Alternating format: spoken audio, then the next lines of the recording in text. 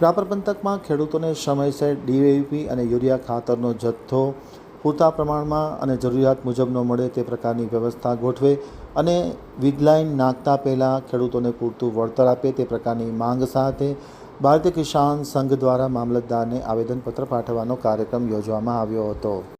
હવે જોઈએ રાપર આમતક ન્યૂઝ બ્યુરોનો એક વિસ્તૃત અહેવાલ।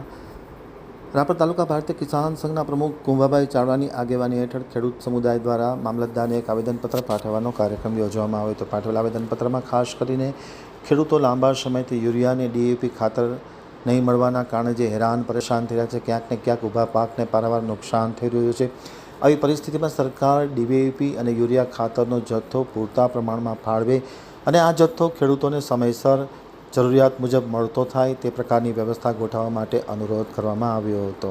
આમતક ટીવી સાથેની વાતચીતમાં માહિતી આપતા ભારતીય કિસાન સંઘના પ્રમુખ ચાવડાએ જણાવ્યું હતું કે છેલ્લા કેટલાક સમયથી જે કંપની દ્વારા મસ્ત મોટી વીજલાઇન નાખવામાં આવે છે તેમાં જે ખેડૂતોને વળતર આપવાની વાત છે ત્યાં ક્યાંક ને ક્યાંક તેનો છેદ ઉઠતો હોય છે અને સમયસર અને પૂરતું વળતર આપ્યા વગર ખેડૂતની જે ફળદ્રુપ જમીન છે તેમાં વીજ ટાવર નાખવાના કારણે આ જમીનને નુકસાન થતું હોવાની વાત પણ તેમણે આવેદનપત્રમાં કરી હતી। મામલતદાર શ્રી વાઘેલાએ આવેદનપત્ર સ્વીકારી તાત્કાલિક અસરથી યોગ્ય થાય તે પ્રકારની વ્યવસ્થાનું નિર્માણ કરવાની ખાતરી પણ આપવામાં આવી હતી।